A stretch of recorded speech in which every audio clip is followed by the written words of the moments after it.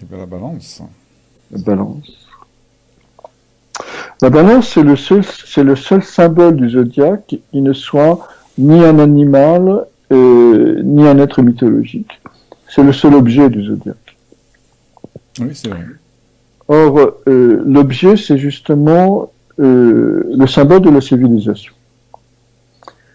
Avec en plus, pas n'importe quel objet, bien sûr, puisqu'il s'agit d'une balance qui est le symbole de la justice et de l'équilibre, ici, si on regarde bien la chose. Donc ce sera le grand défi de la balance, puisque du bélier à la vierge, on était dans le signe personnel, c'est-à-dire comment la personne est habitée par quelque chose, le feu en bélier, la présence au corps et à la nature en taureau, les pensées en gémeaux, lui-même, elle-même en cancer, son besoin d'exister dans le monde en lion et son désir d'être parfaite en vierge. Mais avec la balance, on quitte le signe personnel pour rentrer dans le signe collectif.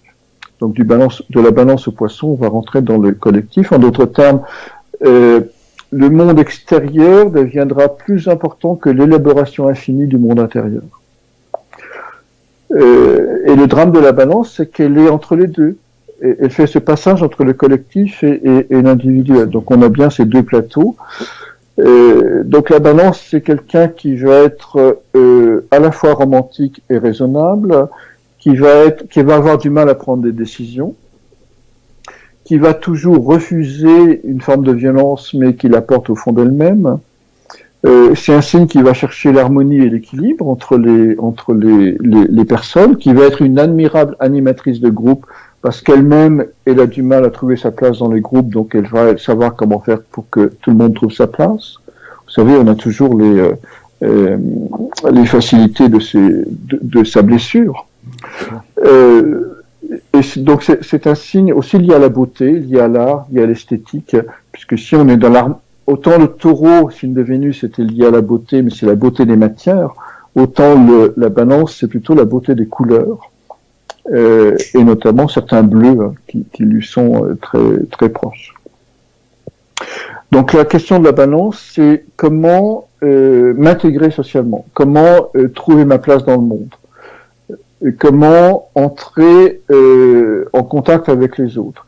Donc du coup, elle va mettre de l'importance sur l'habillement, sur l'esthétique, sur l'apparence extérieure, parce que tout ça, évidemment, c'est des passeports pour être aimé et être intégré dans son environnement social. Donc la balance, elle a l'art de rencontrer les autres en étant en trouvant le mouvement diplomatique qui va permettre de faire ça sans blessure, sans violence. De paraître. Par contre, évidemment, côté ombre, elle peut sombrer dans le désir de plaire, quitte à perdre ce qui la motive et sa véritable identité, le son qui résonne au fond de son cœur, de son âme. Elle va aussi être dans une dimension j'allais dire un peu mondaine, bien pensance, être dans quelque chose où on fait pas de vagues, surtout au nom de l'harmonie, au nom du respect des équilibres, au nom d'une idée de la justice. On a la justesse en Vierge, on a la justice en Balance. Hein. Au nom d'une justice qu'elle imagine être bien équilibrée entre tout le monde. Donc la Balance a besoin du Bélier en face.